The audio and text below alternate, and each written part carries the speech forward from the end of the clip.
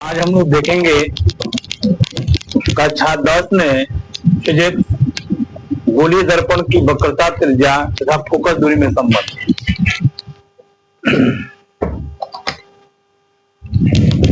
यहाँ पर एक गोलीय दर्पण में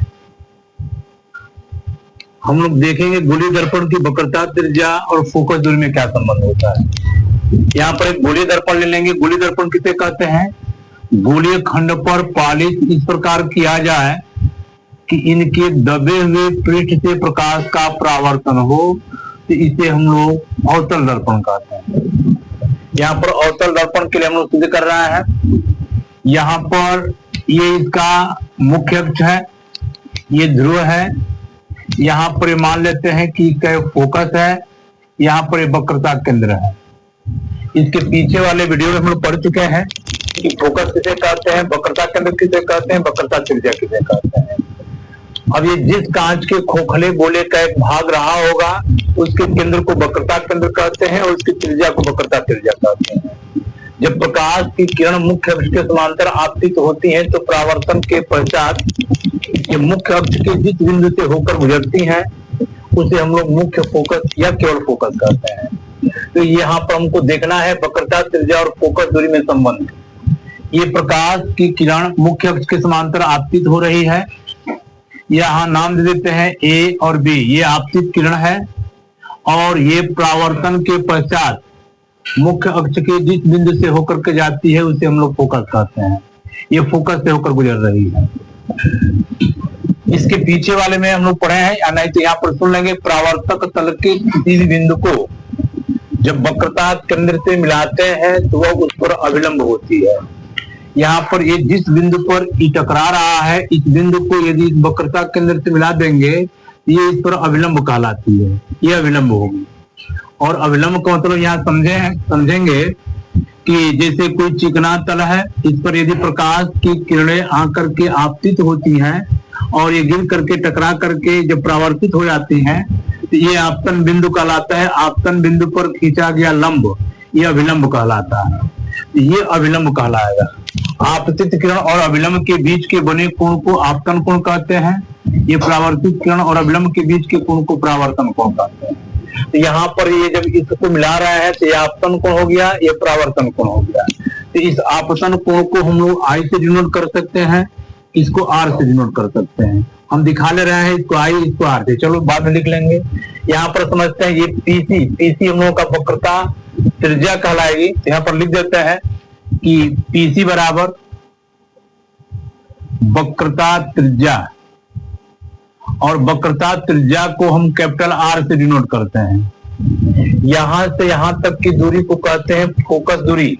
यहां पर लिख सकते हैं कि पीसी बराबर पीएफ बराबर फोकस दूरी। ये फोकस दूरी है। फोकस दूरी को हम लोग एफ से डिनोट करते हैं। यही फोकस दूरी और ये वक्रता त्रिज्या में संबंध को स्थापित करना है, बताना है कितना होगा। यहाँ पर देखे हैं कि परावर्तक तल के किसी भी बिंदु को जब वक्रता केंद्र से मिलाते हैं तो उस पर अभिलंब होती है। ये ए बी, इस पर आपतित किरण है, ये परावर्तित किरण है, ये अभिलंब है। तो ये आपतन कोण, ये परावर्तन कोण आपस में बराबर होगा। तो हम लोग इस कोण का नाम दे देंगे ए बी सी। यहाँ पर लिखा जा सकता है कि कोण ए बी सी बराबर, इस कोण का नाम लिखेंगे एफ बी सी, चाहे सी बी एफ लिख सकते हैं। कोण सी बी एफ इनको बना ले रहे हैं। कहाँ ये बराबर होंगे तो लिख सकते हैं प्रकाश के परावर्तन के नियम से, यानी लिख सकते हैं कि कोण आई बराबर कोण आर से। ये समीकरण 1 बना लेते हैं। ये आई और आर बराबर है, मैंने प्रकाश का आपतन कोण और परावर्तन कोण आपस में बराबर होता है।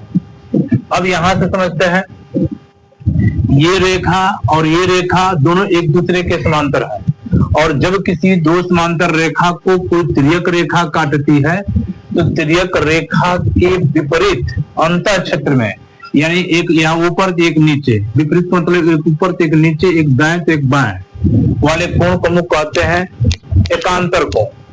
ये रेखा और ये रेखा को हई रेखा काट रहे तो हई कोणवा आपस में बराबर होगा।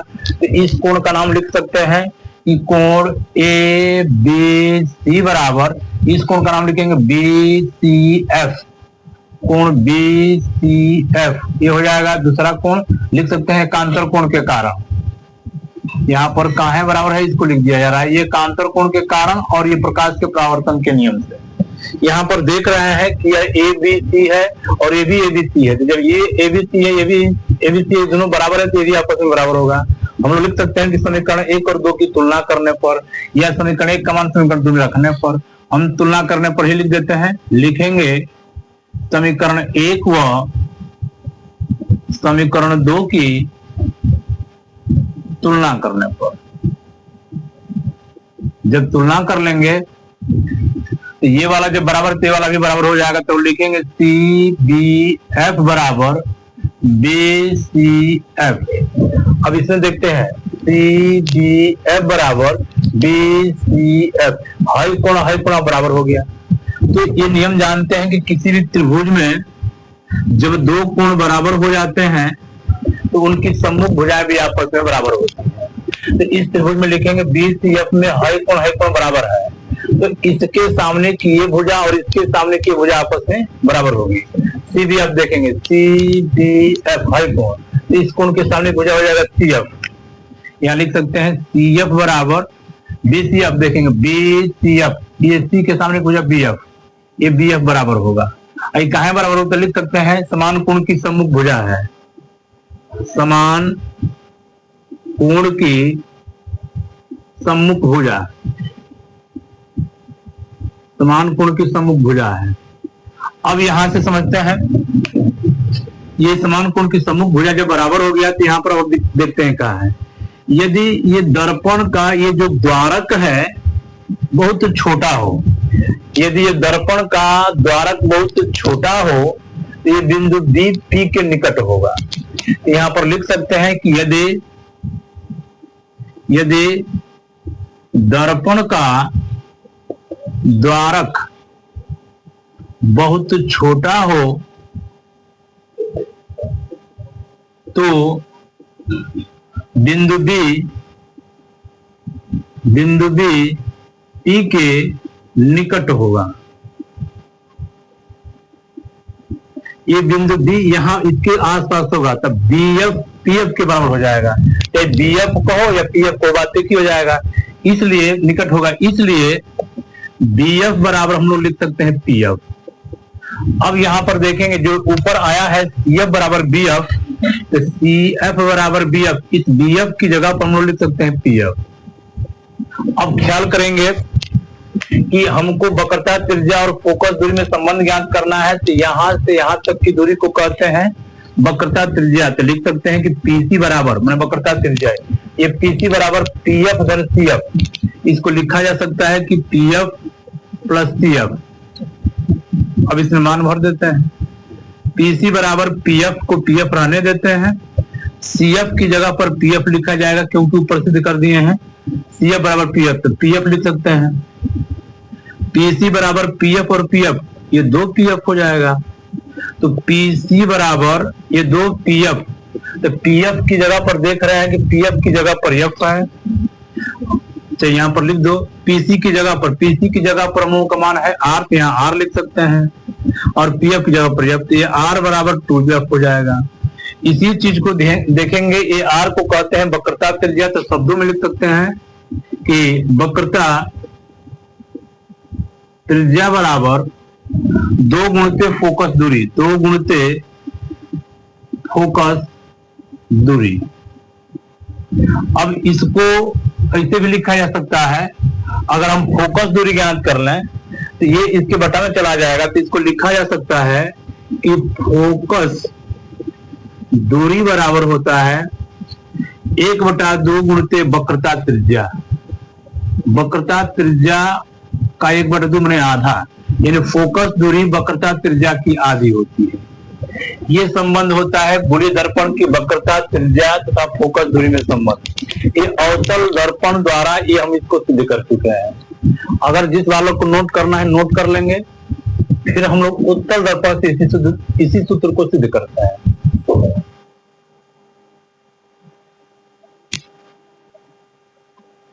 अब इसी सूत्र को हम लोग देखेंगे उत्तल दर्पण द्वारा। उत्तल दर्पण किसे कहते हैं? तो गोलीय खंड पर पॉलिश इस प्रकार किया जाए। ये गोलीय खंड है, यानी कांच के खोखले गोले का एक भाग है जिनके दोनों पृष्ठ गोलीय होते हैं। तो इसमें हम पॉलिश इस साइड करेंगे ताकि प्रकाश का परावर्तन उभरे हुए पृष्ठ से हो। तो ये कहलाता है उत्तल दर्पण। इस उत्तल दर्पण में अगर यहाँ से इसको इस तरह से मिला दिया जाए तो इसको कहते हैं मुख्य अक्ष। यहाँ पर ये इसका हो जाएगा फोकस, ये हो जाएगा वक्रता केंद्र। यहाँ से इसको आगे तक हम बढ़ा सकते हैं, ये मुख्य अक्ष कहलाएगा। जब प्रकाश की किरण मुख्य अक्ष के समांतर आपतित होती हैं, ये कोई प्रकाश की किरण ऐसे आ रही है, नाम दे देते हैं इसमें, ये प्रकाश की किरण को ए, यहाँ पर बिंदु बी। ये प्रकाश की किरण जब मुख्य अक्ष के समांतर आपतित होती हैं तो परावर्तन के पश्चात फोकस से होकर जाती हुई प्रतीत होती है। इसमें जाती नहीं है, ये आभास होता है कि यहाँ से फोकस से होकर के जा रही है। इसको बिंदीदार दिखाएंगे। और ये प्रकाश की किरणें लौट रही हैं। मान लो ये बिंदु यम है, तो इसके पीछे वाले वीडियो में बताया है कि जब परावर्तक तल के किसी भी बिंदु को जब वक्रता केंद्र से मिलाते हैं तो वह उस पर अभिलंब होती है। यहाँ से जब इसको इससे मिला दिया जाएगा, इसको इस वक्रता केंद्र से मिला दिया जाएगा तो ये इस पर अभिलंब कहलाएगी। ये अभिलंब होगा। इसको थोड़ा सीधा खींच लेते हैं, ये अभिलंब होगा। ये अभिलंब कहलाएगा। इसको बिंदीदार दिखा देते हैं। और पढ़े हैं कि ये अभिलंब जो है, ये आपतित किरण और अभिलंब हो जाएगा। ये वाला अभिलंब के बीच के कोण को कहते हैं आपतन कोण, इसको कहते हैं परावर्तन कोण। तो हाई वाला कोण आपस में बराबर होगा। तो यहाँ पर हम लोग लिखेंगे कि यहाँ से ए बी, यहाँ पर कोई नाम देते हैं, चलो नाम देते हैं यन, ए बी यन। यहाँ से इसको लिख सकते हैं। पहले यहाँ पर ये लिख देते हैं, यहाँ से यहाँ तक की दूरी को कहते हैं वक्रता त्रिज्या। यहाँ पर लिखेंगे पीसी बराबर वक्रता त्रिज्या, और वक्रता त्रिज्या को हम लोग आर से डिनोट करते हैं। यहाँ से यहाँ तक की दूरी को कहते हैं फोकस दूरी। यहाँ लिखेंगे फोकस दूरी। फोकस दूरी को स्मॉल एफ से डिनोट करते हैं। अब यहाँ पर आते हैं कि ए बी एन, ये आई और ए आर हो जाएगा, मैंने आपतन कोण और ये परावर्तन कोण। तो लिखेंगे कोण ए बी एन बराबर, इस कोण का नाम लिखेंगे N B M, M B N, कोण यम बी एन। ये क्यों बराबर होगा? तो कोण आई बराबर कोण आर से, यानी प्रकाश के परावर्तन के नियम से ये बराबर हो जाएगा। अब यहाँ पर एक चीज और समझते हैं कि यहाँ से ये रेखा और ये रेखा दोनों एक दूसरे के समांतर है। इसको जब कोई तिर्यक रेखा काटती है तो तिर्यक रेखा आपस में बराबर होती है। इस कोण को पहले समझ लेते हैं कि यम बी एन हाई कोण और हाई कोण आपस में बराबर होगा, क्योंकि शीर्षाभिमुख कोण है। तो यहाँ पर हम लोग लिख सकते हैं कि हाई कोण F B C, C B F लिख सकते हैं। कोण सी बी एफ हाई कोण इस कोण के बराबर आमने सामने, जब दो रेखाएं एक दूसरे को काटती हैं तो इनके आमने सामने के कोण आपस में बराबर होते हैं। तो यहाँ पर देखेंगे एक ये रेखा और एक रेखा काट रही, तो हाई कोण बराबर हो जाएगा। तो इस कोण का नाम लिखे हैं सी बी एफ, और हित कोण का नाम हो जाएगा एम बी एन। यहाँ लिखेंगे कोण यम बी एन, इनको देंगे समीकरण 2। ये काहे बराबर होगा? शीर्षाभिमुख कोण, शीर्षाभिमुख कोण के कारण। अब यहाँ पर देखेंगे कि यह एम बी एन है, ये भी एम बी एन है, ये दोनों आपस में बराबर है, तो ये भी आपस में बराबर हो जाएगा। तो हम यहाँ लिख सकते हैं कि समीकरण 1 और 2 की तुलना करने पर लिखेंगे यहाँ पर समीकरण 1 व समीकरण 2 से 2 की तुलना करने पर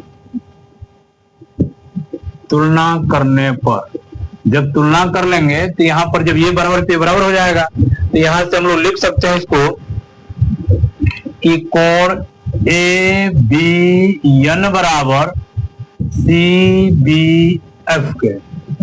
देखो A B N C B F भाई बराबर हो जाएगा। अब एक चीज और देखते हैं इसमें, इसको ना हो तो समीकरण 1-3 बना देते हैं। अब ये रेखा और ये रेखा दोनों एक दूसरे के समांतर है। यहाँ पर लिख सकते हैं कि ए बी और ये पी सी, लिख सकते हैं यहाँ पर कि ए बी समांतर है पी सी के। जब दो रेखाएं एक दूसरे के समांतर होती हैं और तिर्यक रेखा कोई काट रही है तो इसके तिर्यक रेखा के किसी एक और एक बाह्य क्षेत्र में एक अंतर क्षेत्र में बड़े कोण को संगत कोण कहते हैं। ऐसे बोलेंगे, जब दो समांतर रेखाओं को कोई तिर्यक रेखा काटती है तो उनके द्वारा बड़े संगत कोण आपस में बराबर होते हैं।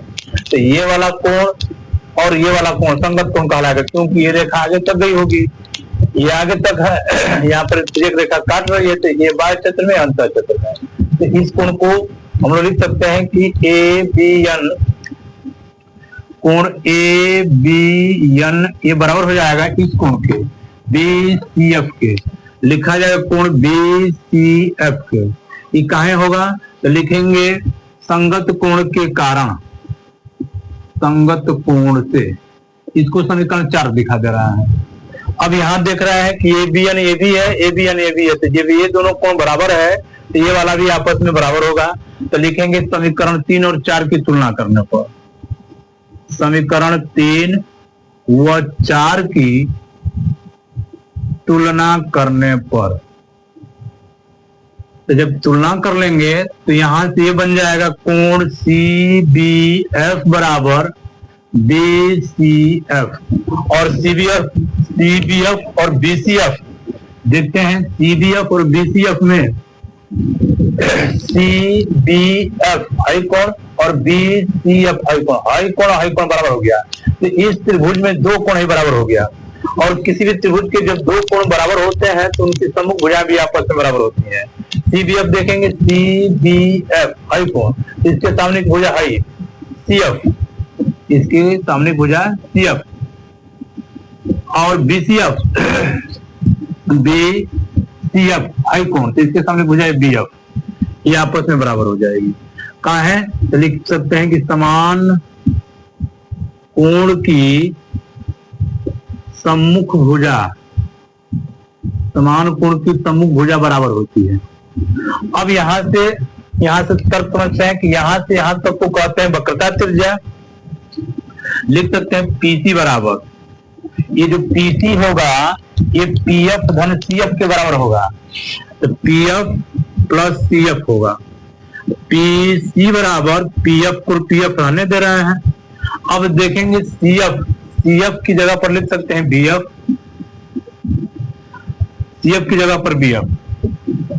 अब एक चीज और समझते हैं कि यदि ये बिंदु बी, हम इसको समीकरण 5 बना ले रहा है, ये समीकरण 5 बना लो। यदि इस दर्पण का द्वारक छोटा हो तो बिंदु बी पी के निकट होगा, तो यहां पर लिख सकते हैं कि यदि दर्पण का द्वारक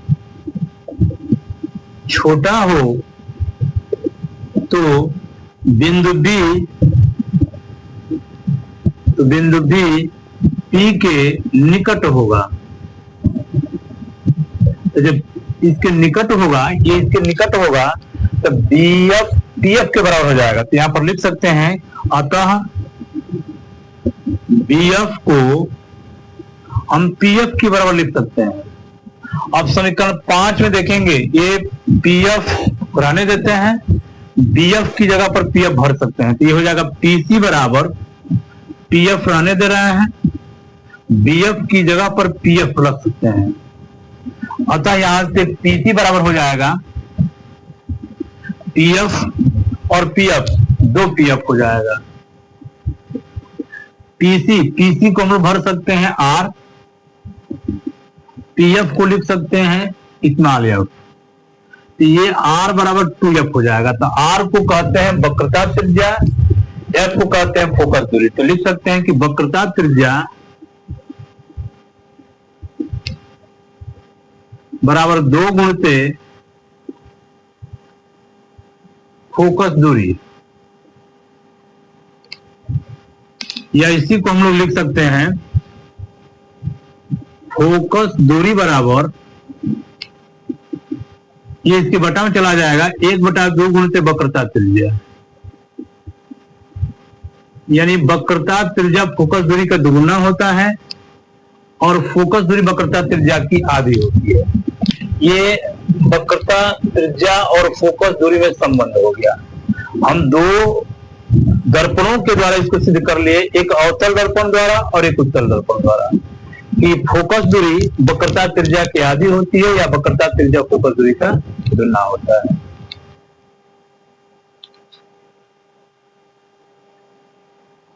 अब देखते हैं वस्तु तथा प्रतिबिंब। वस्तु का है, वस्तु को समझते हैं। वस्तु किसे कहेंगे इनको जानते हैं, इसको ऑब्जेक्ट कहते हैं। मान लो यहां पर एक अवतल दर्पण है, तो अवतल दर्पण में ये पॉलिश हमको बाहर करना होता है ताकि इसमें प्रकाश की किरणें दबे हुए पृष्ठ से प्रकाश का परावर्तन हो। ये हम लोग का मुख्य अक्ष कहलाता है, ये ध्रुव है। तो वस्तु किसे कहते हैं? वस्तु किसे कहते हैं? जिस प्रकाश स्रोत से चलने वाली प्रकाश की किरणें किसी दर्पण पर आपतित होती है उसे वस्तु कहते हैं। देखते हैं इसमें, जिस प्रकाश स्रोत से मतलब जहां से प्रकाश की किरणें, मान लो यहां से प्रकाश की किरणें चल रही हैं, ये प्रकाश की किरणें इस पर चल रही हैं और ये परावर्तन के पश्चात ये जिस बिंदु पर मिलती हैं उस, देखो यहां पर वस्तु है, ये वस्तु कहलाएगा ऑब्जेक्ट। प्रकाश स्रोत से चलने वाली प्रकाश की किरणें दर्पण पर यदि आपतित होती हैं तो जहां से चल रही है ना उसी को वस्तु कहते हैं। किसी प्रकाश स्रोत से चलने वाली प्रकाश की किरणें यदि किसी दर्पण पर आपतित होती हैं तो उसे हम लोग वस्तु कहते हैं। या आपतित किरणों के कटान बिंदु को, ये आपतित किरणें हैं, ये जहां पर कट रही हैं उसी को हम लोग वस्तु कहते हैं, ऑब्जेक्ट कहा जाता है। और परावर्तन के पश्चात ये जिस बिंदु पर अभिसरित होती हैं, जिस बिंदु पर मिलती हैं उसे प्रतिबिंब कहते हैं, इमेज कहते हैं, आई से डिनोट करते हैं। यहाँ पर सुन लेते हैं, वस्तु किसे कहेंगे? जिस प्रकाश स्रोत से प्रकाश की किरणें किसी दर्पण पर आपतित होती हैं उसे वस्तु कहते हैं। या बोलेंगे आपतित किरणों के कटान बिंदु को वस्तु कहते हैं। दर्पण में परावर्तन के पश्चात ये परावर्तित किरणें, दर्पण में परावर्तन के पश्चात ये परावर्तित किरणें जिस बिंदु पर मिलती हैं उसे हम लोग प्रतिबिंब कहते हैं। ये प्रतिबिंब दो प्रकार का होता है। प्रतिबिंब दो प्रकार का होगा, एक को कहते हैं वास्तविक प्रतिबिंब, एक को कहेंगे आभासी प्रतिबिंब। यदि प्रकाश की किरणें परावर्तन के पश्चात जिस बिंदु पर वास्तव में मिलती हैं तो उसे वास्तविक प्रतिबिंब कहते हैं। एक को कहेंगे वास्तविक प्रतिबिंब,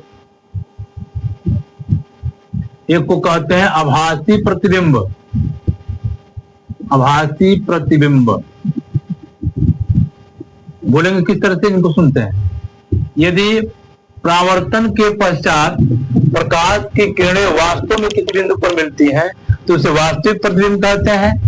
और जिस बिंदु पर मिलती हुई प्रतीत होती हैं, जैसे उत्तल दर्पण में, ये उत्तल दर्पण है, इसमें प्रकाश की किरणें, ये मुख्य अक्ष है।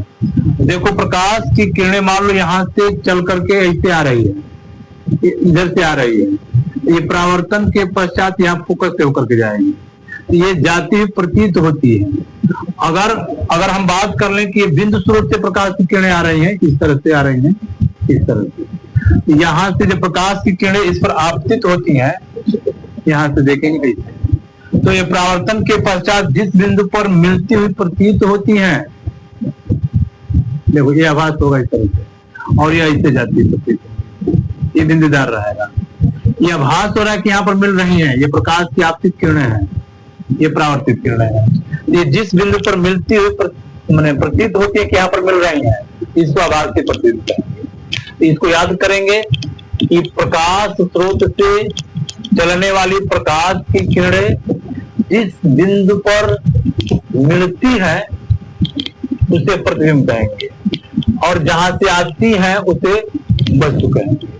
तो प्रकाश के आपतित किरणों के कटान बिंदु को वस्तु और परावर्तन के पश्चात जिस बिंदु पर अभिसरित होती है उसे प्रतिबिंब कहते हैं। प्रतिबिंब दो प्रकार का होगा, वास्तविक प्रतिबिंब, आभासी प्रतिबिंब। यदि प्रकाश की किरणें किसी बिंदु पर वास्तव में मिलती हैं तो इसे वास्तविक प्रतिबिंब, अगर मिलती हुई प्रतीत होती है तो इसे आभासी प्रतिबिंब कहते हैं। यह आभासी प्रतिबिंब कहलाएगा। वास्तविक प्रतिबिंब को पर्दे पर लिया जा सकता है, आभासी प्रतिबिंब को पर्दे पर नहीं लिया जा सकता है। अब इसके आगे देखते हैं।